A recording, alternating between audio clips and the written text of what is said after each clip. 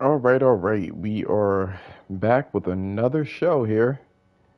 We are back with another show. And I just actually want some time to, it's locked here. I want some time to allow for,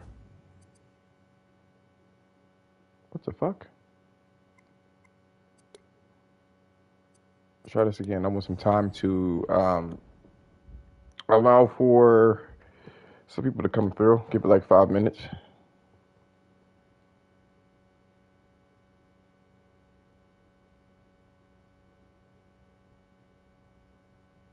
If not 5 minutes, then now we can begin. Oh, yeah. Actually, I forgot.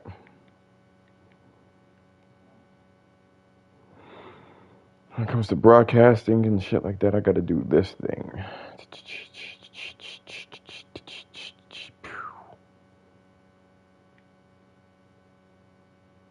Captures, okay.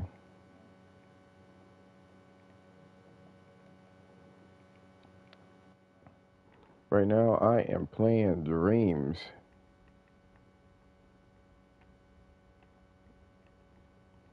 I don't know how I feel about Dreams, man. I feel like this could be supported a little better, but I don't know how I feel about Dreams.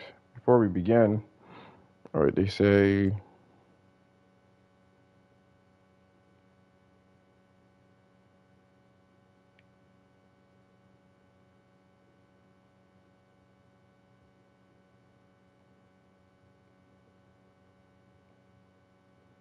okay, Dreams was supposed to be like a really big game at one point, and unfortunately, I don't feel like it's getting the love that it should. I feel like the menu systems need a little bit more attention as well. Okay, so if I use that, I'm signifying that I want to exit. Requires an iron key.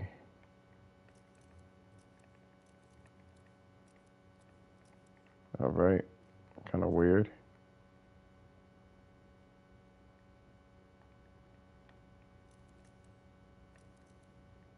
Hmm.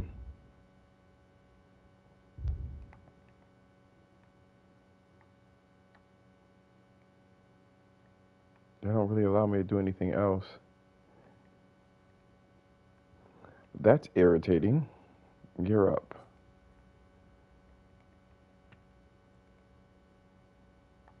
Revolver. Oh, so like, yeah, we're gonna start soon.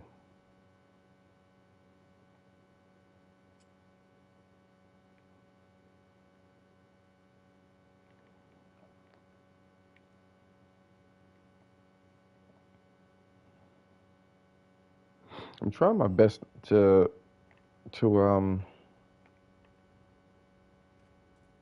Let's exit, Josh. Okay. Requires a silver key.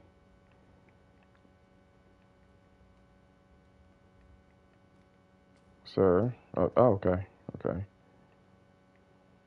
Ammo up.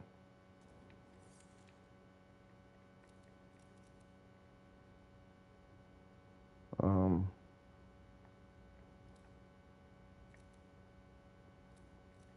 It's kind of weird.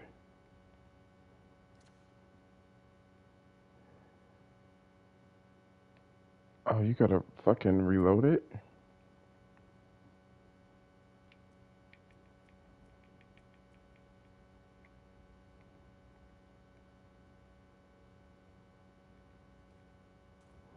That's pretty wild. They got this game, bitch.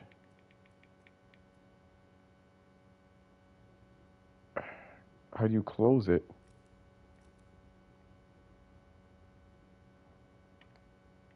What? Man, alright.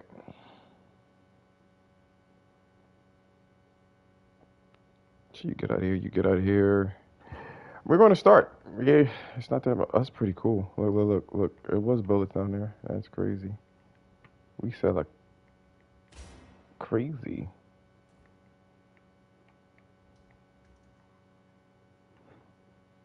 See, this is the type of stuff that I like when you do stuff like this in dreams. I gotta really start learning how to actually mess around in dreams and stuff like that. How the fuck did they do reflections? That's wild. That's wild. Cool. All right, so we're going to sit right over here. We're going to take a little nice little panoramics. I'm just going to spin the camera a little bit while I read everything off here. So, media control and how to break free. What's going on, King? I really appreciate you stopping by in this space because we know how inconsistent the gaming community is when it comes to speaking about games. That shit's wild. Wowdy, wowdy. Either way, right? So I noticed about, how influential influences are and just the media is and how crazy, look how crazy it is when it comes to like how people like literally just follow whatever the media says. You get situations like Dead Space versus the Callisto Protocol, right? I personally believe because it wasn't a like real spiritual successor to Callisto Protocol that, you know, people were going to really shit on that game like off the rip. Off rip, they just weren't going to like it. I knew that was going to happen. And they were going to give the W to Dead Space. They claim that you don't need to do anything with Dead Space. Dead Space is as perfect as it is. And even back then, when it got a 9 out of 10 or an 8 out of 10, this new sequel is going to get an 8 out of 10 or a 9 out of 10. And I believe, truthfully, it's all nostalgia. Because we all know that there's some games that don't really transition well from the old to the new. Now, no, I don't have Dead Space. No, I have never played Dead Space in any meaningful, you know, any kind of meaningful way, right? I did play Callisto Protocol, so maybe I have a little bit of a bias there. But I wanted to kind of talk to you today about how media has control over your selections and people don't even pay attention to it. You know what I mean? Back in the day, we used to like really focus on demos. So demos were really, really cool. And then we can make up our own mind. But now, because there are, and I got you, I see you here. Now that there are demos, I mean, the publishers refuse to make demos because they don't want to waste money on these crazy ass endeavors. Now we have to listen to media right now. You know what I mean? We got to understand that there is a possibility that they could be paid off. You know what I'm saying? There could be a situation where they told, like, let's just say, I'm not saying this is the case, but let's just say that EA paid off a lot of the IGNs and the GameSpots and stuff like that to give that game a good score, you know, and kind of like buy off the competition, refuse to, make them, kind of rate anything else in any kind of decent manner. I just find it kind of funny how they said that Callisto Protocol was such a travesty, it's such a broken game when it's so close in proximity to Dead Space. I feel like consumers need to be more vocal to work as a catalyst to all of this shit. But we can't give, and I'll explain it just in a little bit. The media has so much control. I mean, you look at Forspoken, right? Forspoken is going to it got slammed because people there was just this really weird rhetoric around the game. Maybe because she's black, maybe not. I don't know. I don't typically want to say so. I just think in general, I think that the cool thing to do is kind of like shit on Marvel type, comedy. That's what I believe is going on. And even if you look at Harry Potter too, that's the funny thing. Harry Potter is most likely, regardless of how good the game is going to be, is probably going to be reviewed by the media because of the, LGBT community tie-in. So all in all, right, the media has control over your decisions because we are not able to make decisions off of the actual, let me start over again. We can't make our decisions based off of the product because there's no testing for it anymore. At this point in time, we're like totally at the mercy of the media until we can touch the game and stuff like that. We need to understand that these sites and media can pay off, can be paid off by these publishers. You know what I'm saying? Even if we put the power in the consumer's hands, there's a possibility that tribalism can like seep in, you know what I'm saying? And could really cause a lot of issues um, with accurately, reviewing the game. So we don't want it's a slippery slope because you got Forspoken, right? People say that the world is empty and the character is annoying, the main character.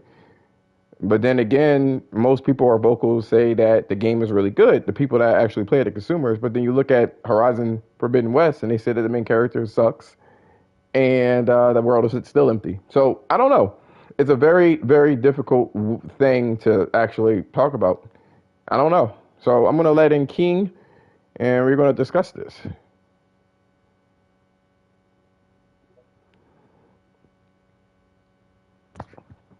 What's going on, King?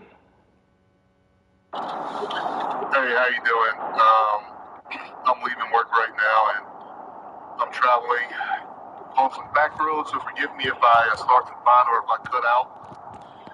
Um, but I think you hit the nail on the head, when you mentioned tribalism and people picking a side, picking a console. I've been guilty of this myself, and they'll kind of let that dictate their outlook on an upcoming game just so they can have, or so they can feel like they have ammunition or. Oh, you cut out there. Oh no. Shit.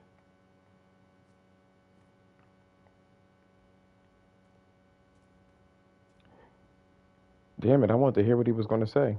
Son of a bitch.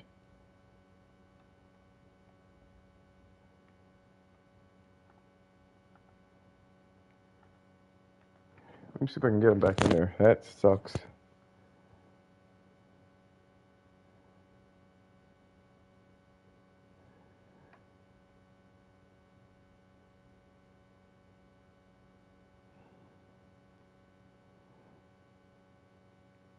Damn.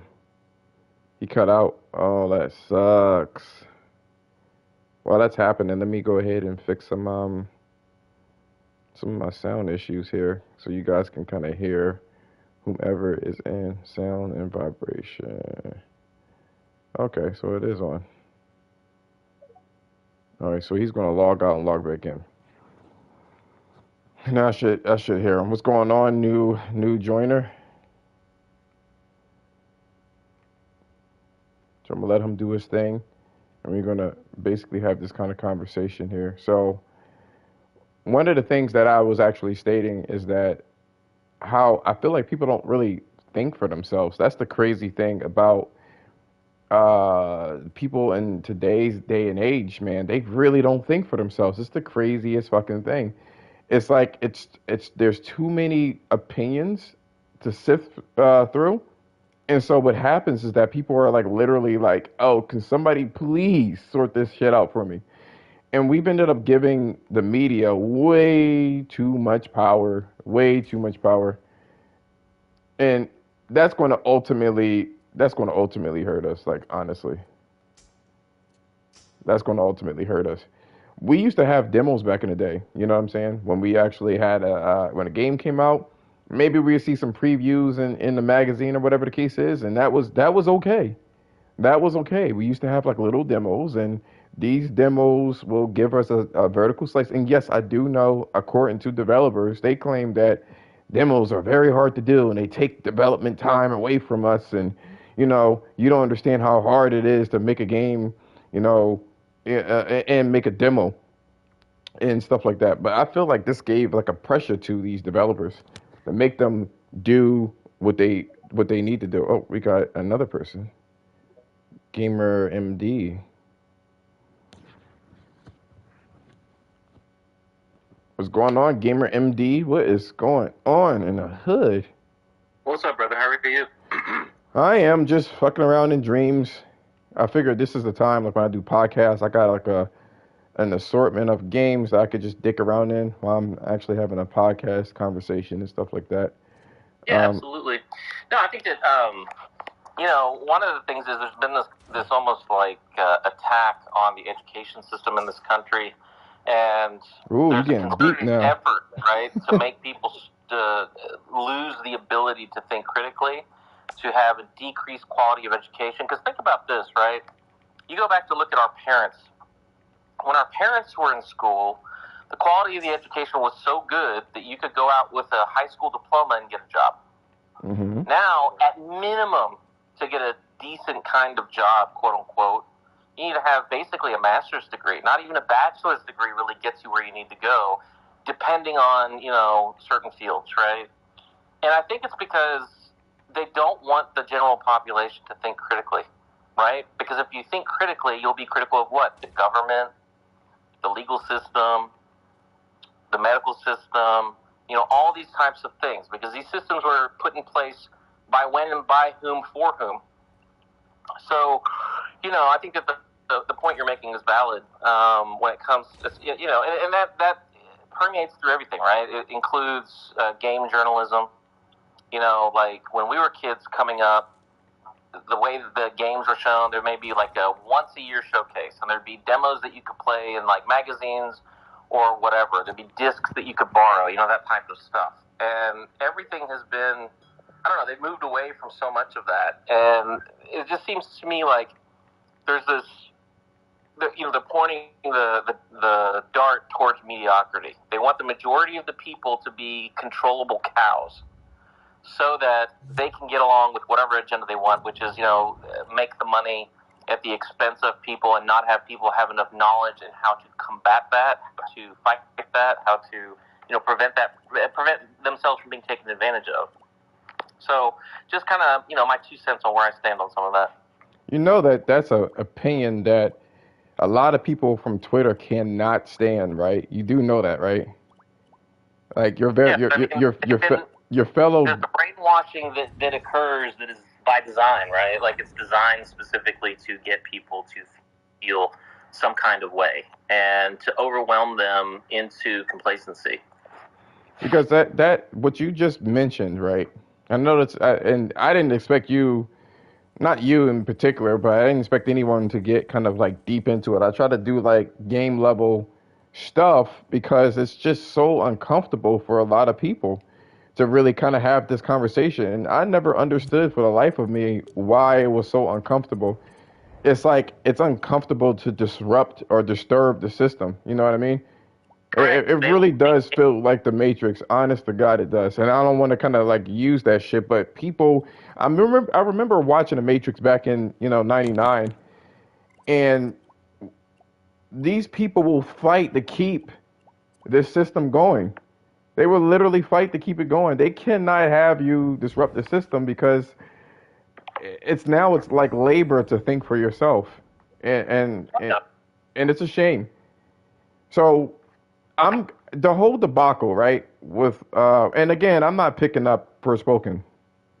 You know what I'm saying? Like I don't have time to be picking up a game where there's too many games in general to fuck around with, and I want to make sure that the games that I like is what I like essentially. You know what I mean? So there's that. And I don't mind, and I don't mind people's opinion around Forspoken. You know what I mean?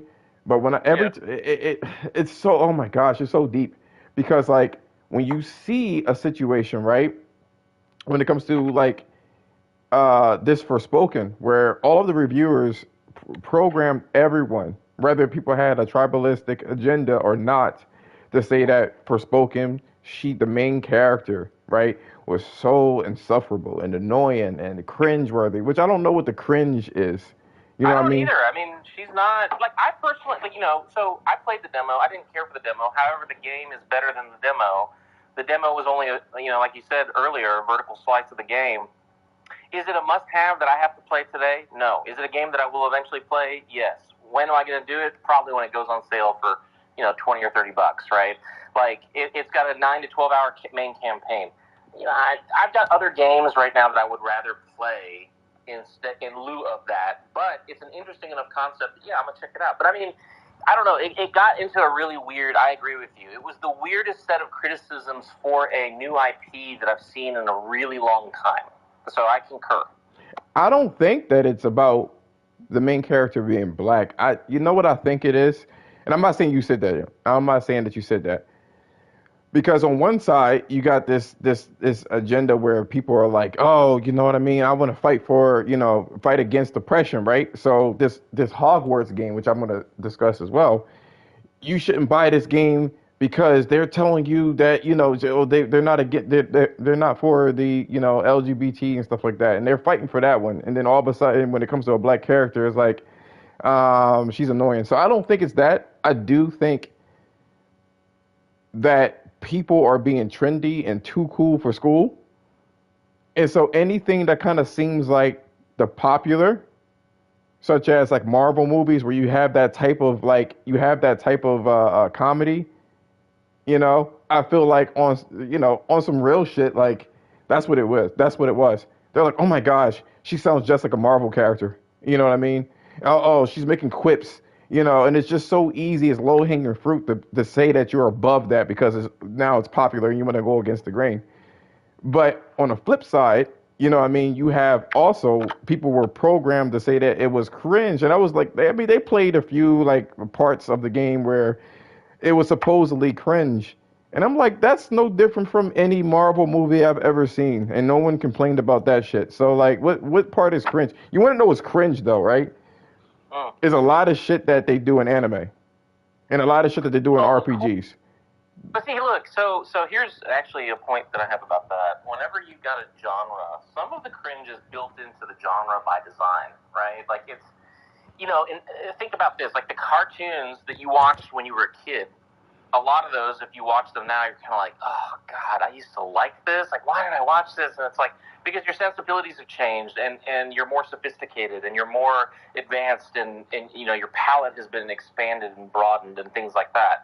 So you have to, just think about this, like 80s action movies, right? 80s action movies were the king of one-liners and over-the-top bullcrap that's impossible.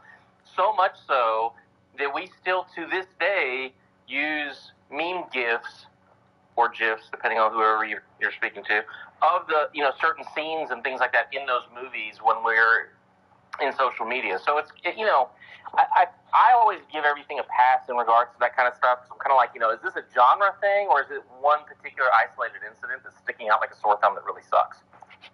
So it's like weird then. It's like what quantifies as cringe, you know what I mean? So it's like, I don't think it meant to be cringe, it eventually because of translation issues just became a part of the culture in terms of anime. Now I'm not saying that it's bad or anything like that, don't get me wrong. But I'm just saying, like, when did the cringe started coming out of the woodworks? You know what I'm saying? And it was just like, when she's like, "Oh, I can move things with my mind," I like that too. If somebody gave me superpowers and a magic gauntlet, you know what I'm saying? Like, I'd be all over that shit. Be like, "Whoa, I can fly," and having my Keanu moment or my like Superman moment or whatever. And I'm not making, it's just funny. But the funny thing is too, the people that jumped on board and said that this game is trash, many different people from the Twitter community said that the game was trash and it was cringe, and they reused a whole bunch of videos about this shit. All right, fine. So you said the main character is annoying. You said that the main area, I mean, the world is dead, right? Which it's funny to me because they said the same thing about Horizon Zero Dawn. If you know me, I love my Horizon. Maybe I'm autistic a little bit and keep making these fucking videos about Horizon. I don't give a fuck. I do what I want to do. The thing is, if people can sit there and play the Souls games for 5 years straight, I could do whatever game I want for 5 years straight and keep it moving. Like I know what I'm doing. You know what I'm saying? But going back to the story, going back to what I was saying, the funny thing about all of this is like, you said that Aloy was such an unlikable character, right? I've seen these people that said that they love Forspoken and that you shouldn't listen to reviews, right? And then with the same face say that Horizon had a dead world, which no one could like quantify what that is, and say that the main character was annoying because she talked too much, apparently. So is it cringe? Like it's the people are programmed to, and like I said before, the media is kind of telling them this shit too. Same thing with Red Dead. I think personally that people were told that Red Dead was a masterpiece, right? Because it had movie-esque, kind of like action. I'm not saying it's a bad game, but I am saying as a video game, there was a lot of control issues in terms of extreme latency that caused like a crazy delay in your actions, and it made it harder for you to control the character, which is why they had copious amounts of not aim assist, auto aim, excuse me. So, but the media said that was it was a masterpiece, and you couldn't go against it because guess what? If you try to go against it and say like, well, I didn't like this, what did you get? You get people throwing Metacritic in your face. I personally did not like, The Last of Us Part Two. I don't think it's a bad game mechanically, but I do. There's a lot of flaws with what they have there, right? But you can't say anything because the Metacritic. You could just throw that up there and call it a day and say that you're wrong, which is like no one even decided to go against the grain. And I'm here for everyone trying out Forspoken despite the reviews. I'm here for that. I don't know if it's an awakening in people, but I'm glad that it's happening. What do you have to say about this? Let me stop flipping my games. So I guess my thoughts on this are, media has control of a narrative, right? But at the end of the day, it's like, how do you consume your media? And if your consumption of media is solely based on what is quote-unquote popular and reviews well, you're going to miss a lot of things. A lot. Okay? That being said, there is, a couple of specific instances in which something like Metacritic is useful. And the problem is, this goes back to the education component that I was talking about. We don't teach people basic statistics. People don't understand, what averages are, what a mean is, what a median is, those types of things. What is considered a quote-unquote statistical outlier? How do you measure that? How is that calculated? If you have that analytical tool set somewhere in the recesses of your brain, then you understand what Metacritic is actually for. Metacritic is only for two things. If a game is exceptional or if a game is absolute garbage. Anything in the middle, it doesn't give you any usable information. Right. So if a game comes out that's like got a 95 rating, I've played pretty much every, 90-plus game that's come out on Metacritic over the last, 10, 15, 20 years, whatever, or like however long they've been around, right? Because they used to have a GameRankings.com, and I think they purchased them anyway. But that whole entire situation, you're going to have a great experience with the game. Whether you're an aficionado of gaming, whether you like weird games, whether you like mainstream games, it's going to be an experience worth having. That being said, go back to looking at film, right? Like, there's certain films that everybody should see. So should everybody see Casablanca? Absolutely, you should, because it's one of the first films that really kind of, gets that, the action adventure and the whole entire, backstories and stuff like that set up, right? Does that mean that, like, everybody is going to like it? No, not necessarily. But it is something that you need to experience because it's part of the history of cinema.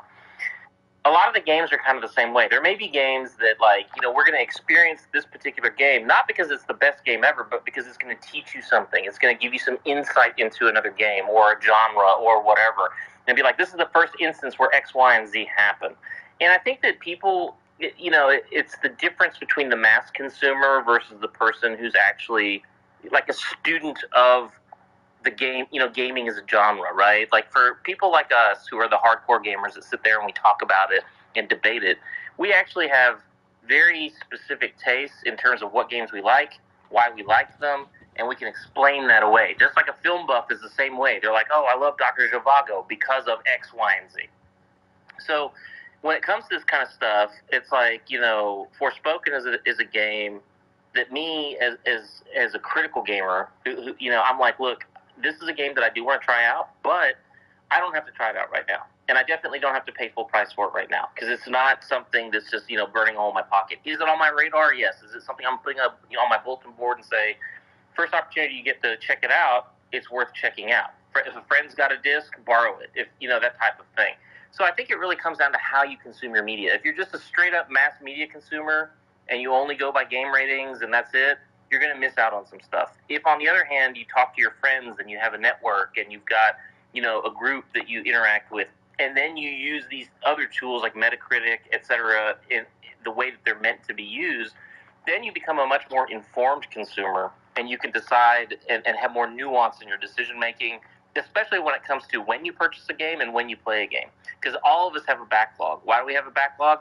oh shit, such and such game was on sale on Steam for $10.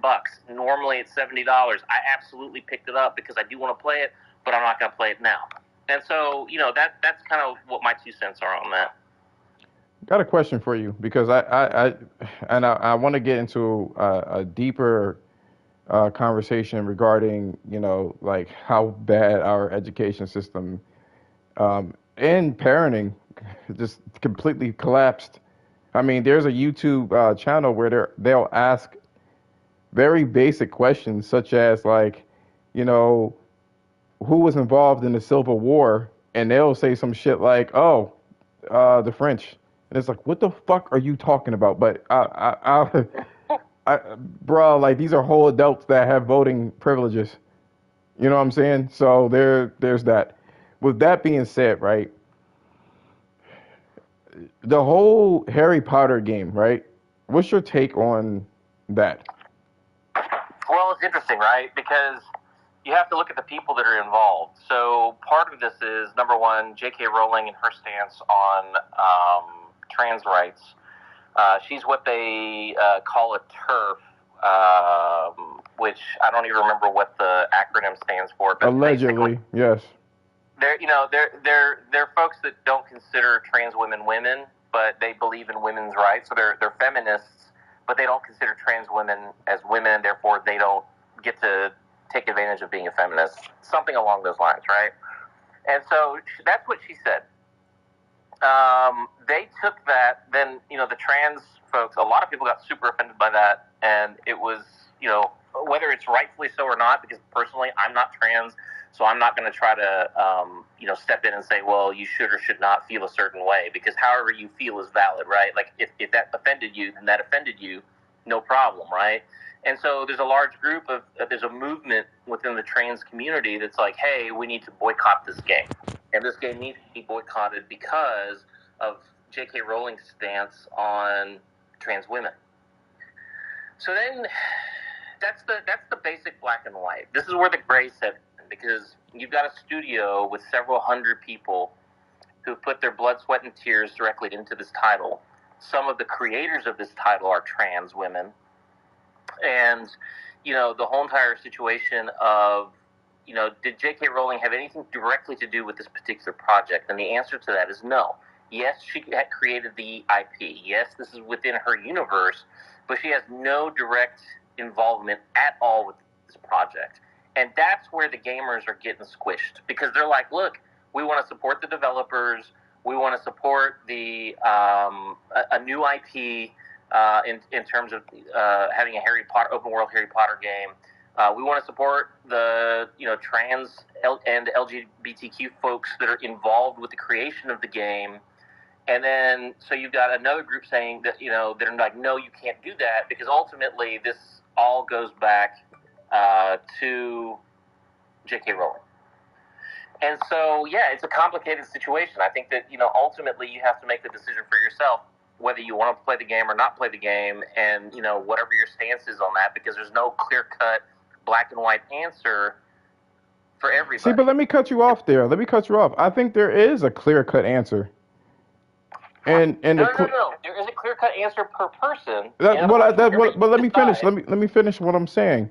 I do truthfully believe there's a clear-cut answer, and the clear-cut answer is you have a right to have your own opinion, and it's going to clash with somebody else's opinion, and that's okay.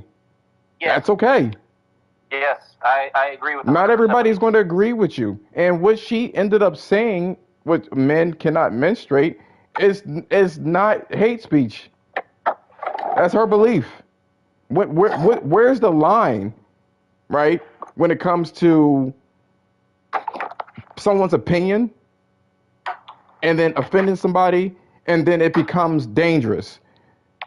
You can't dictate, what's going to be what's going to be offensive, or to a meaningful degree. You're always going to offend somebody, and you can't sit there and say because of this truth that anybody that disagrees with you is automatically hate. It's ridiculous. The bottom line is that they don't like the fact that she doesn't agree with them, so they want to tear her down. That's what it boils down to. This tribalism nonsense to me. And yeah, I'm saying what I'm saying, and I am saying it unapologetically. You're damn right. I'm saying it unapologetically because it's ridiculous to me that you can't have an opinion anymore. You're entitled to your opinion. I mean, I don't think that. That's the net of it. You're entitled to your opinion, and unless she's told you to do something to them, then it's valid. You're not going to agree with every fucking body. So Yeah, no. my next question to you, right, is do you believe that, I think Kotaku or IGN, one of these fuckers, right, ended up saying something along the lines of, what the fuck did they say? Oh, should you enjoy the game more? And they just injected this whole political argument within this game. Do you think it's going to affect the reviews? Okay, that is an excellent question. That is a fantastic question, and I feel that the chances of the reviews being affected are significant because it completely depends on the ideology of the person who is reviewing it, right? So, and I'm not saying what's right, what's wrong. I'm just making a comment on, the state of affairs. So, if a person has a certain kind of way of thinking about this, and they're a high-end, game reviewer and that type of thing, they absolutely can put something out there that says, this game technically is X, Y, and Z. However, because of J.K. Rowling's stance on the trans women and such, despite the technical capabilities of the game and my technical analysis, I still take points off because of that. That's one way that it could happen. There could be people who are less brave who try to find other technical things and use the game against itself to be able to, potentially review bomb it effectively. This is actually going to be a very interesting test case because I don't think we've ever really seen a game hit this level of controversy in recent times in regards to trans people. Normally it's about misogyny, racial stuff, those stuff that is more clear cut, that you could say that. What's wrong? So I'm very curious to see what happens with this. I don't know what's going to happen. I have zero inclination. I think it's a distinct possibility that you might get mixed reviews, which is what it is. But outside of that, that's all I really know. Because here's what's going to happen, and I'm pretty positive on this, right? For the people that review the game based off of its merits, right, but has an asterisk, right, for this political, controversy. I feel like if they give it a 9, the trans community is going to rip them apart, yo. Like it's a lose-lose situation. Either you shit on the game and quote-unquote ally, or you try to tell the truth. If the game is good, you try to tell the truth, and they're going to get ripped to shreds anyway, socially. No, but listen, there's people within the trans community who support the game.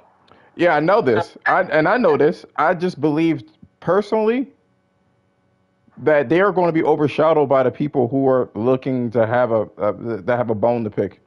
It's always the same thing. Like, for me, for Spoken, there were a lot of people that were trying to tear this game or tear the reviewers down for trying to give it a relatively honest review in terms of like not the what do you call it, the story or anything like that, but like the actual issues of the game itself, right? And then just because they were kind of critical on what the game was, and that has nothing to do with the dialogue, they were saying, "Oh, you don't like the game because she's black." Like what? Like, what I'm saying? And luckily, people had enough common sense to be like, no, this ain't it. Either way, you dislike or like for Spoken or whatever the case is, which I'll go back to that, right? Whether you like or dislike for Spoken, I'm glad that people are kind of going back to the old school way of handling things. There were a lot of games, Monster Hunter included. Monster Hunter, I'm 38 years old. Monster Hunter used to get bad reviews when it first came out. And it's relatively the same, you know what I'm saying, in terms of like mechanically. But it wasn't the end thing. Everyone was looking for a Grand Theft Auto type game, back in the day. So if you had like an open world game that was a little bit more serious or gritty, that gave you brownie points. And if you try to do anything else out of the norm, guess what? Well, you got a low review because they didn't feel like learning something different. You know what I'm saying? Which is Right. my next question. I feel like a lot of the gaming community, and this is going to segue into what you were saying before about the how our education system is, right? Right. Um, a lot of people just flat out don't want to learn shit. You know what I'm saying? They don't want to learn anything. So if a game is too different, you got the Japanese fans, right? That loves their Japanese games and the RPGs, and they want a turn based, and they just want that same formula remixed over and over again, right? And if anything goes awry from that, then they hate the fucking game. Like there's a lot of times they get shit. Like, a lot of Western games get shitted on for being like samey, and I'm like, what the fuck do you call RPGs? Because there's a lot of similarities with that shit too. So check this, right? This is kind of what my thought process is. We were lucky because we're part of the older school generation of gamers, right? Mm-hmm. And so when something new came out, we were growing with it.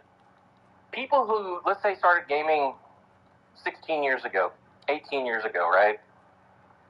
Not only do they have that entire history of gaming backlog that they could potentially go and play, there's no realistic way any of those people can go and play all those titles and play everything that's coming out currently.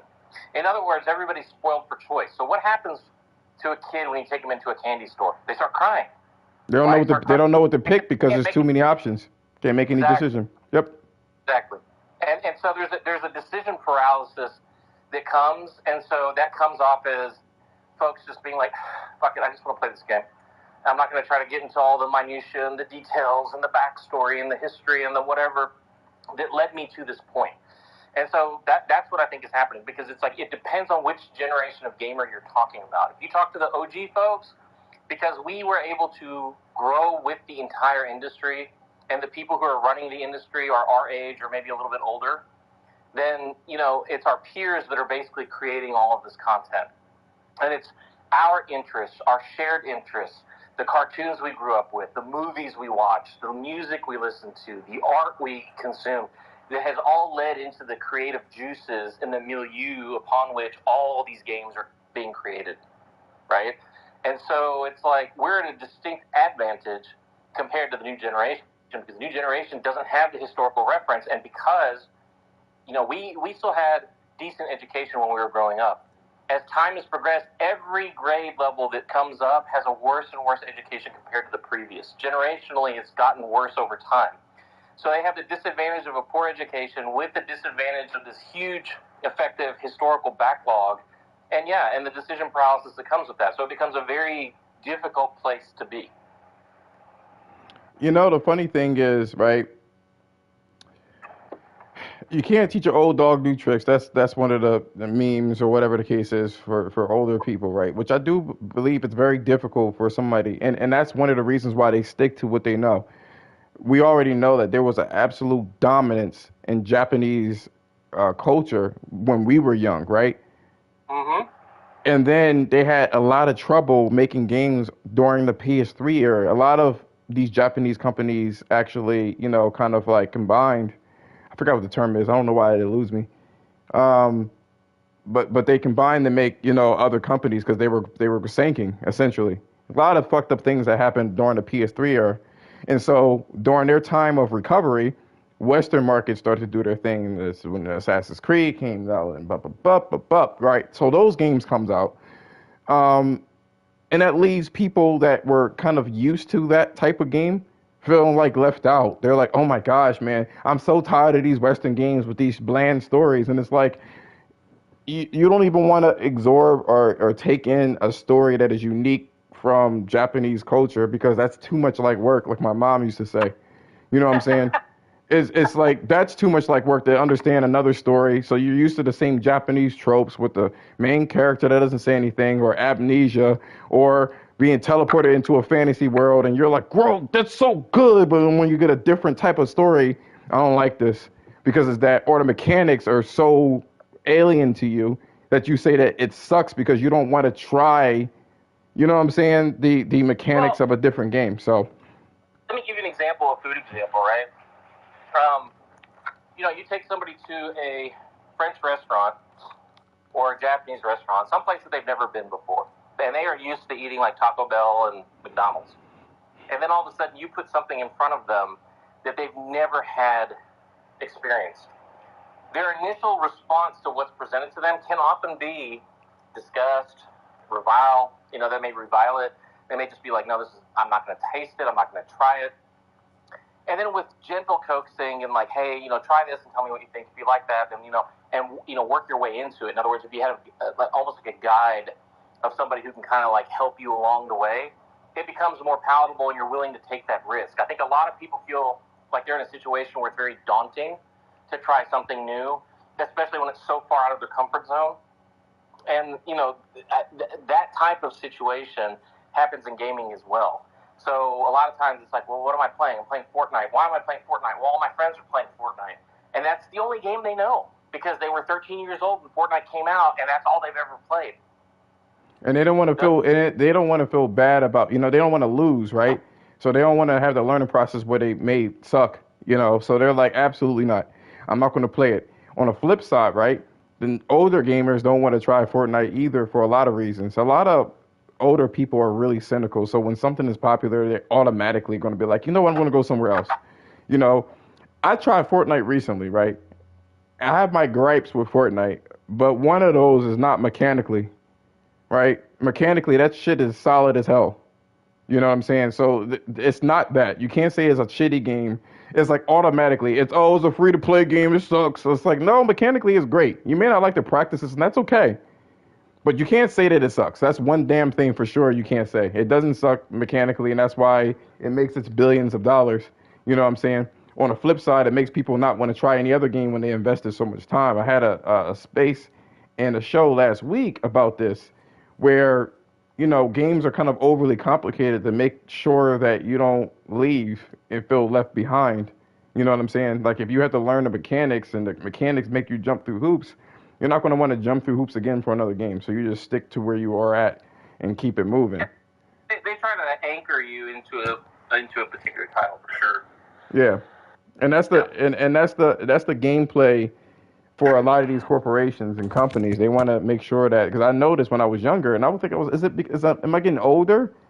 But I'm playing older games, and it was just fucking easy. You move the stick around to control your character. X was jump, and you maybe had square as like a crouch and circle to do whatever, and that was pretty much it. Now you got to do like Twister on your controller to do the most simplest fucking task.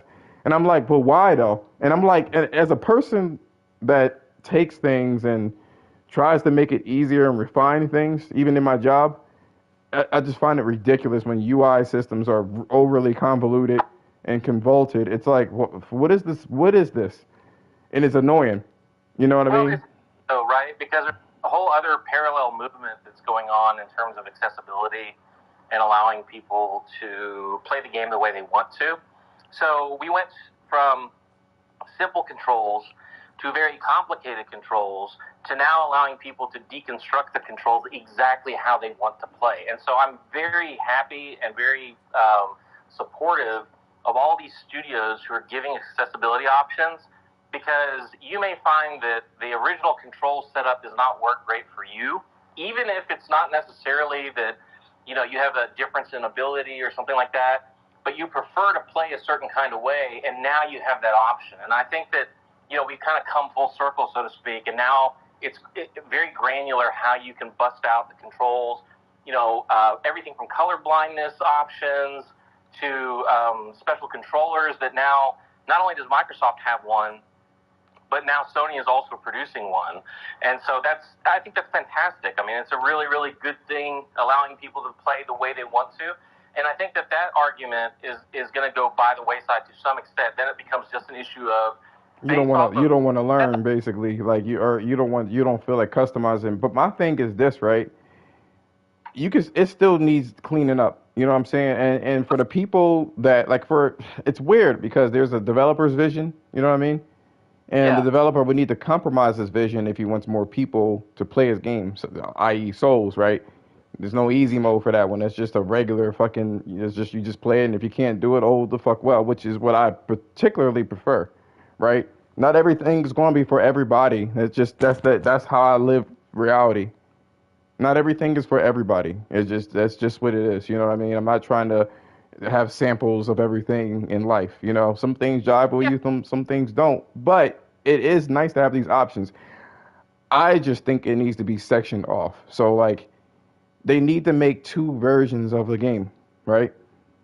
For instance, I'll say Horizon, right? People do not know how to play that game at all. I'm not the best at playing that game, but I have a greater understanding than the average person when it comes to that game, right? People will sit there and try to use the bow and arrow, right? And don't even use the other effects in the game, such as the asset that nullifies special attacks and stuff like that. They're like, why can't he die? There's too much armor. He's too spongy. Where you could just use acid, and then that's the end of it. So I think that if you want a more complicated, in depth experience, then you should play developer intended mode, right? Or casual mode, or whatever case is, and fuck how you feel. If you don't want to be in the casual mode, do the developer experience. If you just want to play the game and just have a different experience and maybe graduate to the developer experience, then try casual mode. Like, oh well, it's not for you. But they have that though, right? Like, I mean, so for example, Street Fighter has a dumbed down version of its control scheme. They mixed it. The problem is they mix the players together. That's the problem.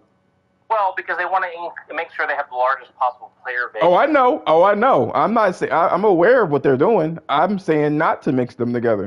And if you don't like it, well, you do have modes. Like look at Gears of War, for example. They'll have kind of the MLG version of the game. It's like these are competition rules. It'll say competition rules or whatever. And so that's important. And I think that having that outlined, it's like you said, developer mode intended, whatever. If you have like a specific mode, like this is the way that we want people to play, but we're giving these options for all these other people, and then separating them. I don't have a problem separating them. I think that's a valid point as well, because you want to, you want skill to test skill. You don't want somebody who's got a shortcut kicking your ass because they don't have to do as many movements to get the same result that you would have to do. Right. And I feel like that's what it needs to be. And I know a lot of people are going to be mad about that. Well, I just feel like that's the meaning. Well, you didn't try to learn the game. We're not talking about people that are handicapped for one reason or another. We're not talking about those people. We're talking about people that just are so damn casual that they don't want to do it. I think that trophies should be disabled, and you can still play the game and you can graduate. You know what I mean? And maybe, or back in the day, how about this? How about you design the game to teach the mechanics step by step? I remember back in the day, one of my favorite games of all time, there's not that many of them, is Tomb Raider, the old Tomb Raider on PlayStation 1. She could do her little four-way jumps, right? The back flip, side flips, and then the frontward flips, and then you have the different jumps, or three different jumps straight. Just a simple hop forward and a running jump. And then as you're playing the game, right, the first level don't incorporate all of those moves. And each level incorporates one move and another move and another move. And at the end of the game, you're using all of those moves. Yeah. I wouldn't be mad at that either. Either way, either one would do. But here's the thing, right? This goes back to the point. People don't want to learn anything right now. And they get frustrated and they give up way too fucking easy. This new Elden Ring game that came out, right? It has a lot of sales, right? The problem here is that it is the most abandoned and the most completed. They've done things in this game, right, where it was easier to beat the game with the summons and all the other shit, right? And of course, it's still harder. It's still hard for the average player. So a lot of people got suckered into buying the game and didn't know how difficult it was to go into that particular game, so they abandoned it. That was the end of it. They gotten rid of it. Fine, right? But that goes back into look, you don't want to create a product that bamboozles the client base, because what happens? They won't buy the next one. Well, the media actually ended up saying that this game was the greatest game of all time. That made everybody, including myself, buy the game, and only to figure out that it was a regular Souls game that was open world. You know what I mean? And in some ways was worse than the average Souls game, which I was like, oh, what the fuck?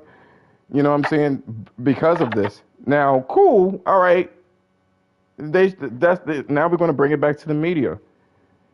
So people look at Metacritic or their favorite, media personnel, and they're going to follow through and they're going to listen to this and it's the kid in the candy store thing. If the clerk just gives you a candy, say this is the best candy ever, you don't have to be confused about this or be overwhelmed. Here's this piece of candy, and whether they like it or not, they're going to sell that candy, and then you're going to eat that candy, and maybe like you missed out on a whole bunch of other shit that you may have liked. In this case, like you were saying before.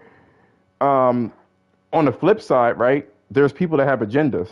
You know what I mean? The consumer have an agenda too. You got a lot of people. I'm primarily a PlayStation person, right? Right. Almost completely a PlayStation person, but you got a lot of people that will pretend like they picked up a game or have multiple consoles and have their preference, right?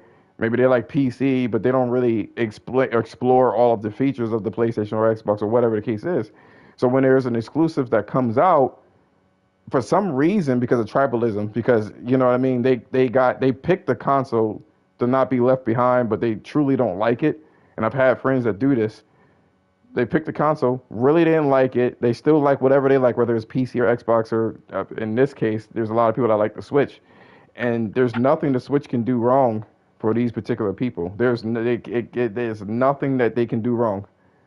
So they will say, So I mean, like my perspective on this, and I mean, I'm a multi-platform gamer, and the reason why I'm a multi-platform gamer is because I grew up from back in the day, right? And consoles, like, they were, if you had a Nintendo, your buddy had a Sega, and you would go over to his house, and he would come over to your house, and you would play game. So you had that give and take between people. It had that. That's how that whole entire sense of gaming community even started, because there was very rarely one person who had all the systems, because that shit was expensive. The cartridges were expensive. I mean, that was just the way shit went. And, when I was coming up, I was so dedicated to gaming. I would, get a summer job, or I would do, odd jobs or whatever. And I was purposely banking money so that I could buy that console and that console. So now I don't have to go over to my buddy Mike's house. I can just play my Sega and my Nintendo. And it's like, same here. Yeah, and I mean, if you think about it, right, the OG gamers, all of them, they have their favorites, right? Like, so for example, you're a PlayStation main, but if I say, hey, this is an amazing game on Xbox, you're not going to be like, well, fuck that console, I'll never play it. You'll be like, oh, bet? It's like, let me check it out. Yep, I did that with Gears of War. I went up to my friend's house and tried Gears of War, and I enjoyed my time with Gears of War. But there's people nowadays, right? They don't work that way. There's nothing that they can do. Like, I see a lot of people that do like Nintendo stuff, right? They'll sit there and be like, well, you know what? I understand that Horizon or what do you call it, or Uncharted or The Last of Us is good, but just something missing about it. It's just a little bit too like AAA for me. I just wish that it could be just a little bit more simple. Like, I just don't really like. I can acknowledge the game is cool. It's just there's something about it, and it's like you're playing like Bayonetta at like 13 frames a second, yo. And for some reason you like it. All right, fine, bet. But like, don't. I mean, so as long as it's a true preference issue, like they like, say, for example, Bayonetta more than they like something else, okay, fine, whatever. That's your preference. I don't have a problem with that. But when you're capping against something because it's fashionable to do so, or because your little, gang of console crips or console bloods says Facts. you know what I'm saying? That shit's bullshit. I have a problem with that. But if you're having an earnest discussion with me and say, yes, I realize that the frame rate is, suck on this particular game, but I love the aesthetic, I love the story. Even though the play control would do better on more powerful hardware, for example, I still love it because it's something that ties me into, the two previous installments, which I also absolutely love. And so it's, what I'm saying is like a genuine conversation versus somebody who's a poser. And the funny thing is, right, which is pretty cool, right? I remember because I had PlayStation, and PlayStation has some technical issues that prevented it easily from having like a game that was totally 3D, right? Like say Mario. And when I finally got my 3D game, because like Crash was like on rails, and I was like, yeah, it looks nice. It looks a little better than Mario, but like I can't turn the fucking camera around. Like I was just so Right. like I don't like this. When I got a chance, right, to have a game like that, a 3D game, which was the Tomb Raider game in Spyro, right? I was like, this is what I was looking for. But I would still go to my friend's house and thoroughly enjoy Mario 64 and Banjo Kazooie. I had no problems with those games, like, at all. I Sure. just wouldn't get a Nintendo console, you know what I mean? Because I pledge of allegiance to a lot of the stuff that I have. Like, for instance, everybody's like, why don't you get Dead Space? Well, I already picked Callisto Protocol. That was my game of that nature. I'm not buying a redundancy. So, and they're different. I'm not relegating it. And then people say one is better. I like my Callisto Protocol. Fine, whatever. And that's my preference. But I would have no problem. But you got a lot of people that would just sit there and say that they have all the little nitpicks in the world for a game that's on another console, and then all of a sudden, all of the issues that they like for that, I mean, all the issue for the game that they like is just all of a sudden so swept under the rug. It's frustrating. So you can't give the consumers like I do like the fact because there has to be a catalyst for this. I do like the fact that there are consumers nowadays that are fighting against the machine here and saying, listen, the game was good. Forspoken is a good game. It is not a fucking 4. It's probably like a 7, and I'll give it that. And you can have really decent times with it. And like you said earlier in the show, Metacritic is only good for one thing, either really bad or really good. There's no in between, and it takes away nuance, like completely. You know what I mean? If a game is not a 9 or a 90, that game is fucking trash to a lot of people. You know what I'm saying? If it's, and that's just what it is.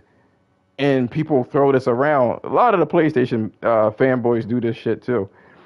They will sit there and say, "Oh, this game on Xbox got a 69. You just 69, 69. Their game get like a 68. But well, it's so good. It's the patriarchy. It's racism and stuff." It's like no, they just probably didn't like it. So it's like very hard.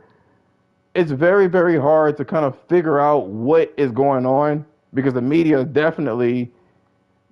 is shit, man. It's just Oh, shit. there's another point here too, right? Like, I think this is funny because I guess everybody thinks that they're exceptional because it's like when you have a game that's in that 70 range, The guy complex.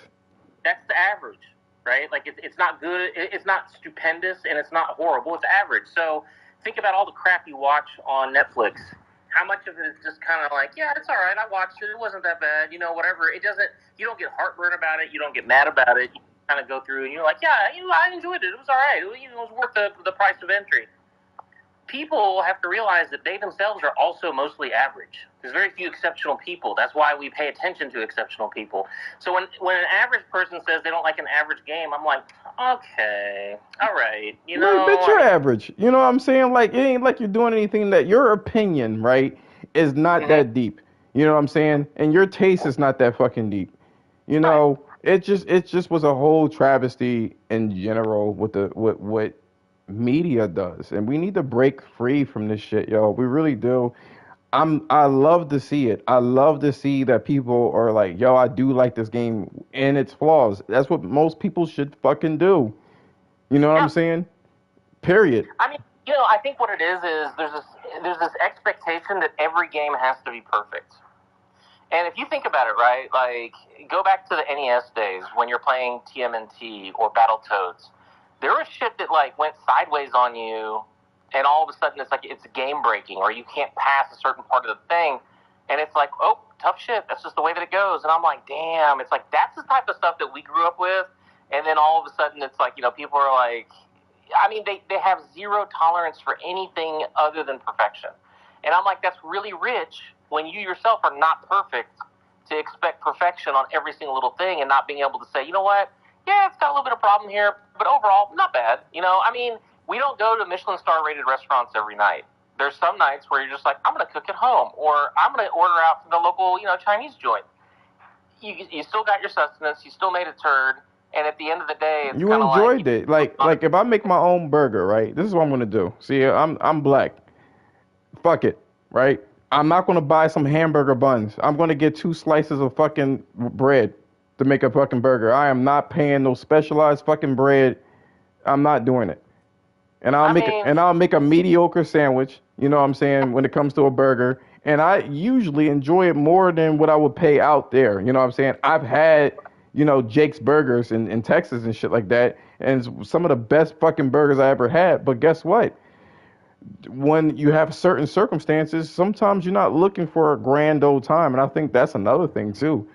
You get a lot of indie games or a lot of games that are small. Like, okay, for instance, the what do you call it? Breath of the Wild, right? They don't have any kind of crazy high production values, but it is a lot of functionality. It's rock solid gameplay. I don't need Link to talk. I don't need like long ass cutscenes developed by Kojima himself. I just take the game for what it is, and I like it. Sometimes a snack is just better than a whole fucking meal. At sometimes it's just the craving, but the call a game shit because it's just to me, like you said before, you hit the nail on the head. This perfection, that people are looking for is outrageous, and it sucks. And you know what I don't like as well, like you said before. And we're gonna go, and then we can end this, right. We're gonna go to like the whole education system. The way that people are when it comes to like their intolerance for like they don't want anything but the best, right? And they will sit there and they don't know how to articulate something that's in between. You know what I'm saying? So like, if there's a game that has like issues, and let's say it's a 7, you get a lot of people, and they said this with Horizon Forbidden West. Oh, the game's trash. Why is it trash? Oh, the game's mid. Why is it mid? And they just could not find any kind of language to describe why it's mid. I don't know, it's boring. Why is it boring? Because there's a lot of shit going on the screen. Why is it boring? It's just boring. I don't know, it just didn't click with me. And really what they want to say, right, is that it's boring to learn something new. That's what it really boils down to. I don't want to learn this. I just want to shoot something. And since I can't shoot it the way I want to shoot it and I have to learn these mechanics, to me, studying something is boring, which leads me into the fucking what do you call it, education system. This is a slightly off topic here, but it goes to show you there is no critical thinking to be thought of any fucking where. It is amazing the type of shit. Look, I ain't gonna bring up any. Well, I am gonna bring it up, but I'm not gonna bring it up for political reasons. I remember I got COVID, right? And last year, around October of last year, and my actual sense of smell is still altered by it. I'm okay, but my smell is a little off. By 97%, I got back. Cool. But one of the things that I didn't notice, right, is that when I went to a restaurant, they told me, "Sir, you have to have a mask on. How dare you?" So I put a mask on, right? Cool. I went in there, and I'm like, "Well, that's weird. How are we going to eat?" That's kind of strange. They were like, "Oh, no, it's fine, Josh. You can take off your mask while you're eating." I'm like, "But we're in a closed space and breathing." So I'm sitting there eating my sandwich and people are coughing. And I'm like, "Bitch." So well, so let me come in there because I'm actually a physician, right? Like that's what my day job is. I'm a doctor.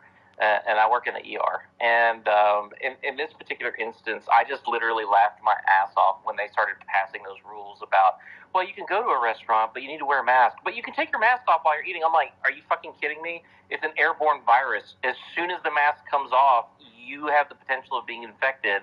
It's not like, oh, well, shit, the fucking virus is sitting on the sidelines going, damn, they're taking a bite in the swig. We're going to go ahead and sit on the sidelines. I don't want to look. I don't want a ticket. So let me just abide by it. Let me sit in the corner. I'm just going to wait in the front while you eat. You know what I'm saying? And I don't want to go into a situation or conversation to say what's wrong or what's right. I'm just talking about common sense at this point in time. You would imagine if it's airborne. Yeah. You imagine if it's airborne and you take off whatever protection you have in your face, whether you believe it or the holes in it, whatever the case is, the logic doesn't make any sense. Yeah, it's funny, right? Like, again, and this, just because we're talking about COVID in specific, a lot of people try to be like, well, I can smell a fart through a mask, and I'm like, okay, this is a person who doesn't understand the sizes of molecules, right? The virus has a certain size, which is orders of magnitude larger than an aromatic hydrocarbon, which is what, the fart smell is, like mercaptans, right? Mercaptans are like, literally orders of magnitude smaller than the virus particle. The masks themselves, for example, an N95 or higher, is designed to be able to stop the virus particle size, but it does not stop gases. Now, that being said, there's other kinds of filtration that you can use that not only stop the virus, they also stop the gases, right? And so it's like, people try to use it, and I'm like, it's your ignorance and lack of knowledge that is making you bold enough to even say that out loud without being embarrassed and ashamed at your, ignorance of the topic. And people, they have their chest out and they're pounding on it, and this is the way it is. I'm like, bro, did you even science? Did you even graduate from high school? Did you even read a book? Did you even ask anybody who actually knows what the hell they're talking about before you started spouting some shit that you saw on YouTube? Well, and that's been a huge problem. Well, here's the thing, though. Even when you say what you say, right? Even when you say what you say, they're not N95 masks, and they don't have it on right. So that's true. I mean, because there's so much. We could have done so much better with the pandemic if it hadn't been politicized the way that it was politicized. And it's just insane, right? Like, so for example, like, I'm a physician. What do I do to protect myself? Well, if I'm going into a building, I'm wearing a mask. Full stop. Do I take the mask off while I'm in the building? Absolutely not. Full stop. Okay? If I'm out and about, I don't go into big crowds. If I'm, walking down the street, there's not a lot of people and stuff like that, I'm willing to take the risk of not wearing a mask in that situation. Would I be better off wearing a mask 24/7? Yes, I would. But there comes that point where you have to kind of like pick and choose, where do you want to be, right? And like the ideal versus how close to the ideal are you comfortable being? Am I willing to do 90% of the ideal? Okay, yeah, fair enough. Some people are willing to do 0% of the ideal. They just go around and do their business. They get COVID 10 times. They get early onset Alzheimer's, they have a heart attack, they have a stroke, they have, hypercoagulability and other blood clotting disorders and this, that, and the other, because that's what their risk tolerance is. So be it. And look, like I said before, it's like I said, I didn't want to like necessarily make it like a political thing, just common sense, you know what I'm saying? And yeah, fine, you know what I mean? But it goes to like, people are so dumb. Like some of the things that I see is so outrageous. To put it back into the gaming space, right? Somebody took a picture of Gran Turismo 7, right? Took a picture of Gran Turismo 7. Was it Gran Turismo 7? I think it was Gran Turismo 7, right? And they had a picture of an actual real live track, like a real live race, and they just put it out there. And a lot of the people, that have their tribalism going on, right? This is the ugliest game ever. Look how bland the background is. PS2. They was like, motherfucker, that shit is real life. How about that? How about that? I've seen that kind of rhetoric. I mean, and it's funny, right? Because if you're joking around and giving each other a hard time and busting each other's chops, like say, for example, you're watching football or basketball, and it's like your favorite team versus your buddy's favorite team, of course you're going to trash talk each other. Of course you're going to give each other a hard time. But it's done in jest. The intention matters.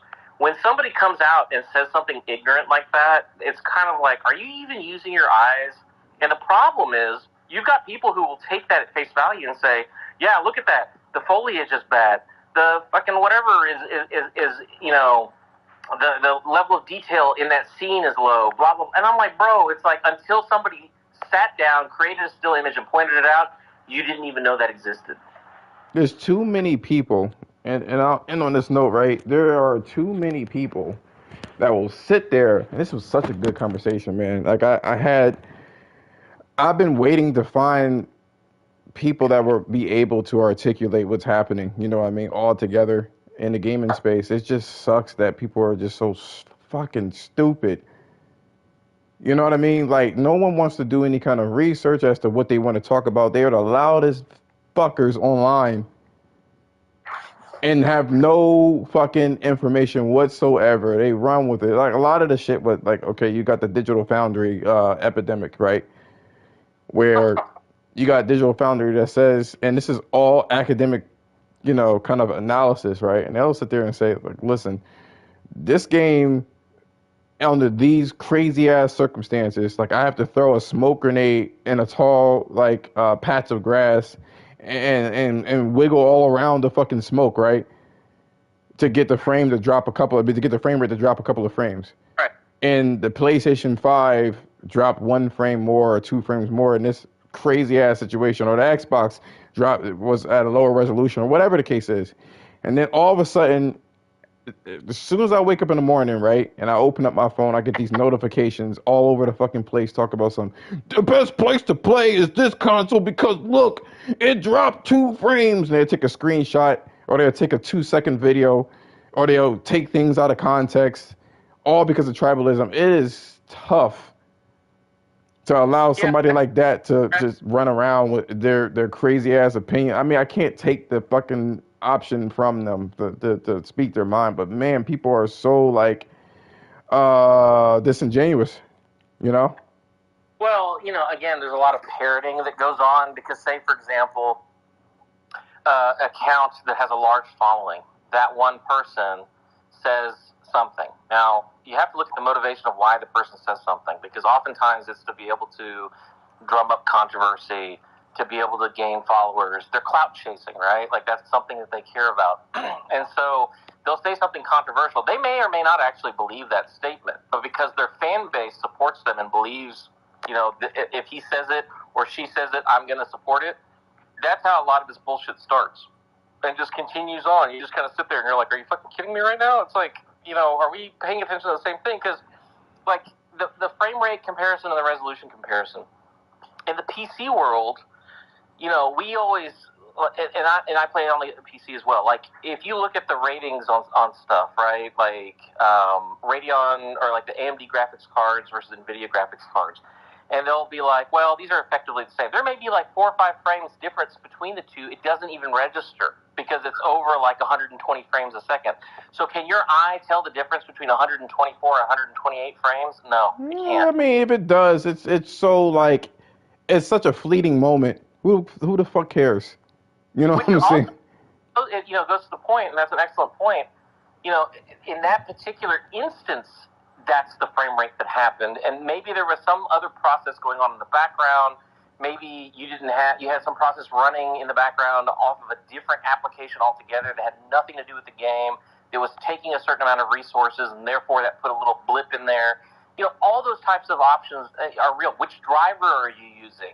All of those types of things. So even these quote-unquote full-on statistical analyses are, there's still an element of, well, there may be some outlying factors that haven't been accounted for. Well, here's the bad thing about these analyses, right? Is that what they'll do is they'll climb up the highest tower, right, and then pan the camera around and be like, "Look at this! You see it stutter? That micro stutter? Like, shut the fuck up! Like I don't even want to justify that comment. In session, you wouldn't do that. Like you don't normally do shit like that. Like, it's really not that deep. It's really not that deep to say that the best place to play is this game because it has 3 pixels more. It's like, what the fuck are you talking about? Like, I get that you're a technical. They fuel a lot of shit too, which is unfortunate. You know what I'm saying? And obviously they're trying to get their money, and obviously they're definitely going on to they got to do their money. I mean, at the end of the day, it's really critical thinking. Even if they're doing what they're doing, people don't have the mental chops to understand what it is. You know what I'm saying? It's interesting to see the different architectures. These PlayStation 5 and Xbox Series X, they have their strengths and weaknesses, and they're basically the same. Some you win, some you lose them. That's the end of the day. You know what I mean? What really matters is the software, which is what Microsoft is having an issue with. That's just the bottom line. Even when it comes to PC, even you got a PC master race. Well, I got a PC, peasants. Well, you kind of need the consoles, because the developers that work on the consoles, which is predominantly where their money is, they need to find really clever ways of creating these effects. And if they can find it on lesser hardware, then you can get more out of your graphics card and CPU on there. So it's like a symbiotic relationship in that regard. But it's just a lot of trolling online. It's a lot of attention seeking online. It's a lot of Oh yeah. just throwing shit out there. Just I don't. It's fucking annoying. It's tiring just across the board. But because what's happening now is that you got like this guy complex, right? No one believes in anything anymore but themselves. That's true. Not to Some say of them, not to say that that's like not to say that if you're not religious or an atheist or anything like that, all right, fine, whatever. But the side effect was I'm just so fucking important that if you disagree with me, that's blasphemy in my own world. You know what I mean? That is yeah, absolute blasphemy. okay, so there's an asterisk here, right? Like you have people that are in the gaming community who genuinely have psychiatric problems. They are genuinely. I'm starting to notice that. No, but I mean, like they have narcissistic personality disorder. They genuinely have, just various kind of personality disorders, and that type of stuff manifests in that, kind of king of the hill mentality, where it's like it's my way or the highway. It's my space, and I'm going to control it. And if I don't like you, I'm going to boot you because I'm like, bro, nobody fucking cares about your space. It's like this is ridiculous. It's like try to have a conversation with people, share some ideas. Great, 100% for that. But as soon as it turns into, I'm gonna come over to your house and kick your teeth in, I'm gonna sit on the hood of your car and like murder your family. I'm like, God, shut the fuck up. It's like, first of all, no, you're not, because it's recorded, even though you don't have it recorded. All that shit is maintained in archives by Twitter. Every single thing that you say. So if something does happen and somebody says, hey, such and such person said such and such thing, guess what? They pull in the archives. They pull in the archives. Exactly, and they will nail you to the wall to make an example of you. So it's a bunch of bullshit, bravado, and stupidity and ignorance. And like again, going back to that narcissistic personality disorder, that's the situation that a lot of these people are in. And it's just kind of like I feel bad, and it's like, and it's not just. By the way, it's also antisocial personality disorder. So there's two different personality disorders that have a lot of overlap. Too much social media. Like they literally don't go out and touch grass. Like there ain't. Well, yeah, go on. But you have to realize too, right? So this is a complex situation, right? You got people who have probably some personal traumas from growing up, whether it was poverty, whether it was abuse, whether it was molestation, whether it was any of these things or all of the above. Now you take a person who's like that, so their environment was a dangerous, difficult environment, and they never got any kind of proper guidance about how to do conflict resolution, how to have a conversation, how to deal with such and such, because they were in such a difficult environment, they were taught a different way. And so they try to apply those rule sets to the quote-unquote average, right? Like, so, like, some kid that grew up in the suburbs comes into a space and tries to have a conversation with somebody who's a ex-felon who, grew up in poor socioeconomic background. Those two people can have a conversation together, but a lot of times there's friction, and all of a sudden there's misunderstanding, and one person may say something, the other person may take it as a slight or as some kind of an insult or whatever, and then all of a sudden it turns into a beatdown, a virtual beatdown in a space. And it's just kind of like, wow. It's like, the thing that these spaces have done, they've democratized the ability to communicate with people. But if you don't have cultural context and you don't understand how or why or whatever the energy is in a room, or you misread it, it leads to all kinds of horrible outcomes, poor communication, et cetera, et cetera. And nobody wants to even address that topic. Like, it's almost like it's a taboo. No, don't bring that up. And I'm like, bro, there's like people who are certifiable that we're having conversations with that you expect to act like a well-adjusted human being. And unfortunately, they didn't grow up in that kind of environment. They didn't have that kind of nurturing coming up. And it's not that they can't go and get counseling or they can't get potentially put on medications or a combination of all of the above, but they don't have the insight to realize that they have a problem, and so they never go seek help or treatment. So this is what happens when you take discipline out of a household, right? And you let a kid do whatever the fuck they want to do. Because now at this point in time, they think that they can get away with whatever, right? When they start including DIFUS in, that's what it used to be called when I was younger, and these kids were threatening their parents for DIFUS. Don't get it fucked up. There are some fucked up parents out there. I get it. But there's no recourse for people just doing whatever they want to do. Also, you have the education system stating that everyone is special, and that's a recipe for fucking disaster. I will end off on this, right? As adults, and this goes for this goes for the what is her name again? J.K. What is it? J.K. Rowling. J.K. Rowling, right? Um, if you can't agree to disagree, and you want to silence somebody that doesn't think like you altogether, you have a fucking problem. I don't give a fuck what marginalized community you go into, even when it comes to the black community, because I'm seeing a lot of bullshit on the black community as well, where they'll say that, oh, these cops did all this fucked up shit, right? Oh, it's just the same slavery, but I see that there's fucking crickets all over the place when it came to those 5 police officers that beat that other black guy. And somehow, I'm just I'm tired of the hypocrisy all over the place. I feel like a lot of people are certifiable in this country. There's something wrong with them altogether. They weren't raised properly, so like now they're narcissistic. They think that they are their own gods.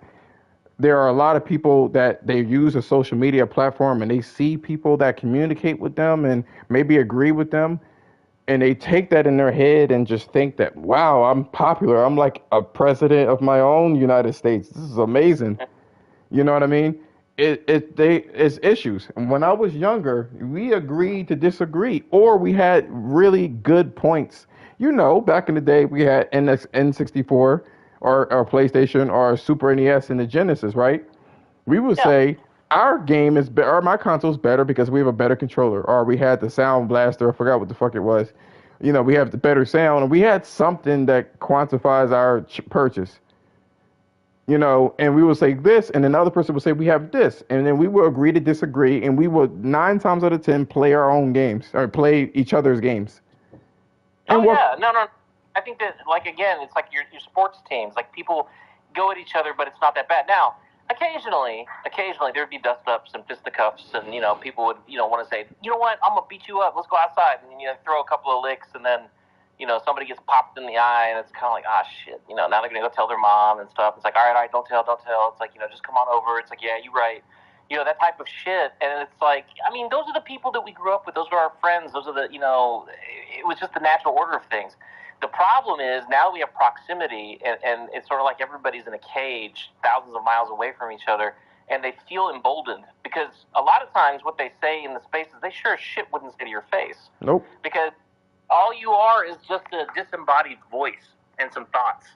But, like, you walk into a room and dude's like, 6'4", bench pressing 350 and has a black belt in Brazilian Jiu-Jitsu, you're probably going to talk to that dude a little bit differently than you're going to talk to somebody who may not have that same kind of, physical ability. And, I mean, the bottom line is this.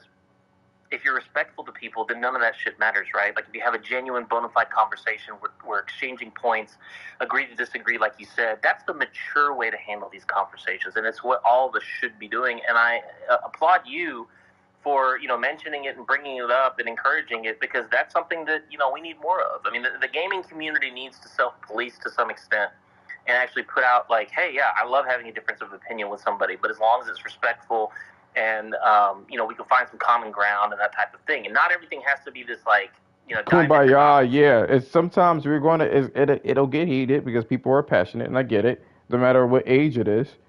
But like you said before, when I was younger, I would get into fights with, like, my best friends. We roll around and, fuck each other up. And guess what? After we exhausted ourselves, we pick each other up. Yep. And we'll literally be like, you know what I mean? We would have that's the one thing about masculinity too, right? Because there's a respect. And there's no respect nowadays. In masculinity, you will know the person's power. So if somebody can bust you in your fucking mouth, yo, you won't say, you'll be slow to reply crazy. You know what I'm saying? I'm just saying. You'll be slow to reply crazy. There's a respect. You're like, but that's one of those things that it's your closest people, right? Like, for the most part, like the people that, you might dust up and have some beef, but then you squash it and you move on. You're coming over to my house for lasagna, that kind of thing. When it comes to strangers, it becomes a little bit more difficult, right? Because it's like, you don't know who that person. It's like if I go to a bar, right, like I don't go up to some random dude at the bar and be like, bro, fucking PlayStation sucks dick, or it's like, Xbox is fucking trash, because I mean, I would never do that, right? Like that just makes zero sense. Or even if you're talking about the football team, Cowboys suck or whatever like that. There's a respect layer, right? Because if you say that shit with some passionate people, Cowboys, so I'm throwing you across the fucking. I don't really like football, just to let you know, but I'll throw you across the fucking thing. Right. You would know not to say that shit because you could see someone's power level. Sometimes you be like, yeah, I probably should shut the fuck up. let me just be quiet. You have more data points to be able to plug into your thought process, your matrix of, do I want to engage or do I not want to engage, or do I want to engage that way? Now, interestingly, most people don't have like this innate, like, I'm out here to kick everybody's ass, right? Because ultimately, if you have that kind of mindset, you're going to get got. At some point, you'll come across the wrong one, and even though you may have a 100% record up until that point, all of a sudden your head's rolling down the hallway and you don't even know what the fuck hit you. So, ultimately it's probably the worst way to try to be in existence. The better way is to try to have conversations, feel people out. It's like, where does this person stand? It's like, you know what?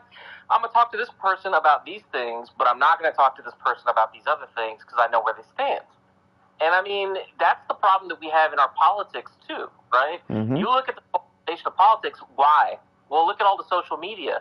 I don't know if you've seen the video where they've got like this fence and they've got dogs on both sides of the fence, and they are just absolutely going at each other. Then they slowly start moving the fence away, and as soon as the dogs don't have the fence in between them anymore, they shut the fuck up. Quiet as hell.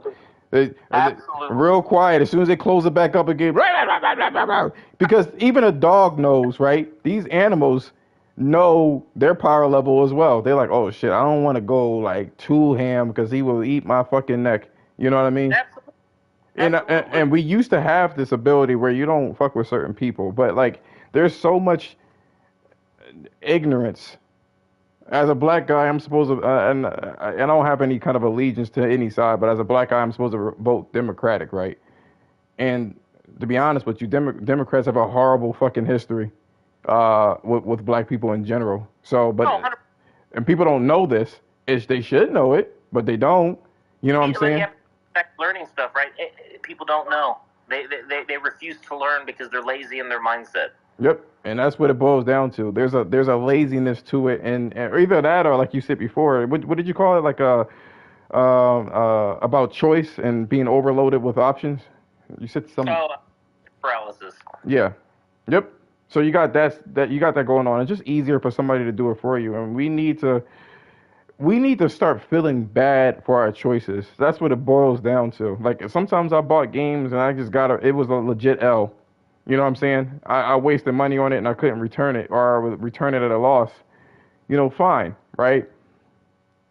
At this point in time, people are too comfortable in general, and they don't know how it feels to fuck up, and you need to feel that so you can have consequence. That's the problem with what's going on now. There's no consequence. Yeah, you gotta have consequences so you learn not to do certain things. It modifies your behavior, right? Mm-hmm. Like, I mean, if you get your first paycheck and blow it all on like whatever, and then you don't have enough money to pay the rent and pay the utilities and pay the whatever, you learn that shit, I'm never doing that again because it, put me in a bad spot.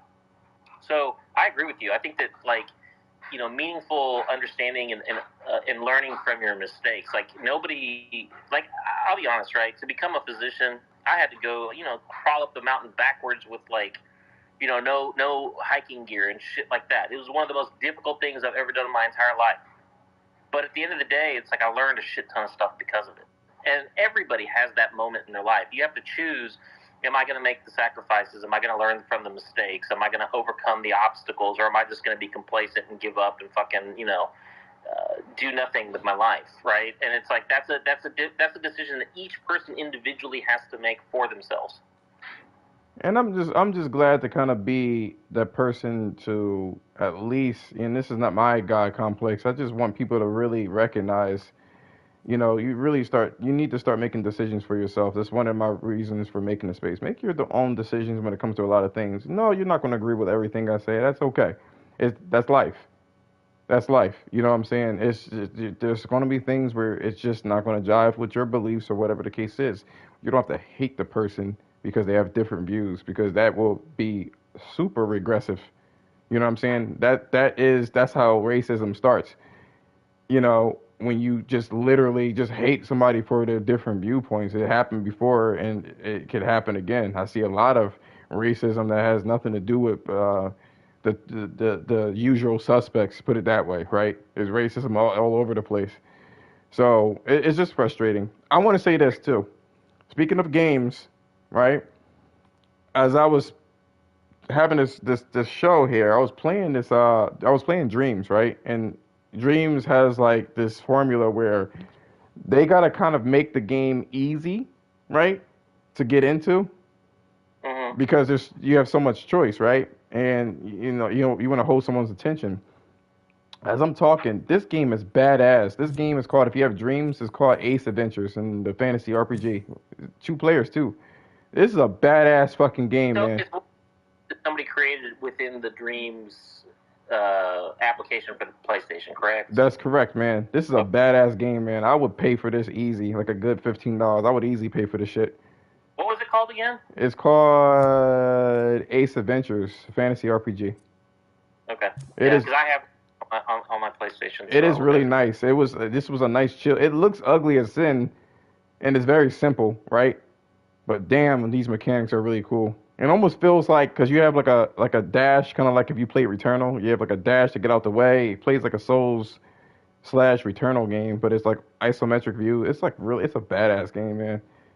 I'm just like, wow. It looks so simple. I mean, people are probably looking at me on YouTube like, what the fuck are you playing? But this was very simple, good, easy to get into. This is great, man. I don't even like isometric games, like, but this is great. This is really good. I'm gonna Um, have to.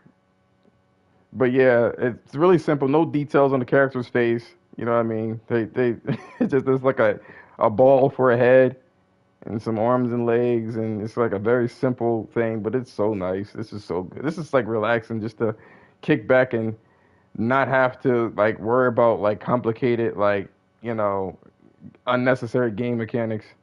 You just jump in, it's your skill, you know how to dash, you know how to like block and timing, and that's pretty much it. It's all up to you and your skills. This is really good. But I know people are not going to like what I just said. I don't know what to tell you, man. It's life, because like everywhere you go, you're going to have people that disagree with you. And Well, it's, I mean, again, everybody's entitled to their opinion. You know, you